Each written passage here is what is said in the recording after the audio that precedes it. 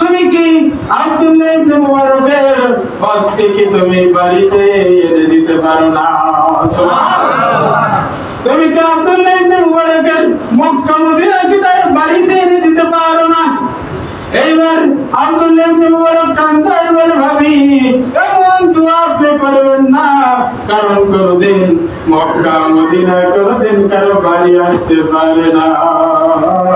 এই কথা শুনে আব্দুল্লাহ ইবনে মুবারক যখন বাড়িতে চলে গেছে, ওই আর মাত্র কয়েকদিন বাকি ছিল তার 9 বন্ধু হাজি।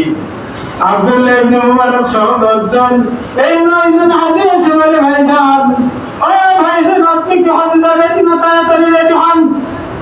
আব্দুল্লাহ ইবনে মুবারক কয়, ভাইজান এবছর আমি হজে যাচ্ছি না, তোমরা চলে যাও, তোমরা চলে যাও। বলে যে, কেন রে ভাই, আপনিই তো বলেছিলেন এবছর আপনি হজে যাবেন, কিন্তু কেন আপনি হজে যাবেন না? আর আব্দুল্লাহ ইবনে মুবারক বলে, ভাইজান আল্লাহর কসম করে বলি, আমি যে এই টাকা দিয়ে হজে যাব আমার নিয়ত ছিল, কিন্তু আমার প্রতিবেশীর হক আমি এতটা আদায় করতে পারি নাই। এবছর আমি ওই টাকা দিয়ে আমার প্রতিবেশীর হক আদায় করতে পারবেন। সুবহানাল্লাহ।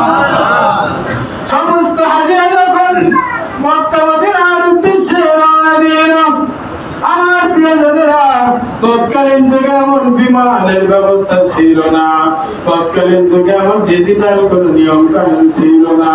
আমার ভাইয়েরা, তৎকালীন জামানায় হজে যাইতে সময় লাগতো দীর্ঘ 6 থেকে 8 মাস, ঠিক না?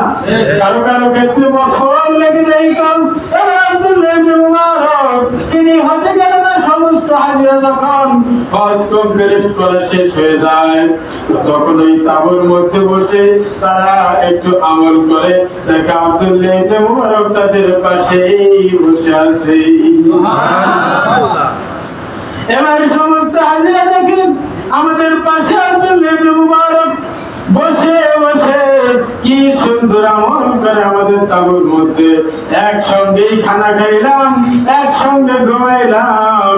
হঠাৎ করে আসার দিন দেখি আব্দুল্লাহ ইবনে মুবারক আমাদের আগের ফ্লাইটে তিনি জাহাজে উঠে আগে আগে চলে যায়। সুবহানাল্লাহ।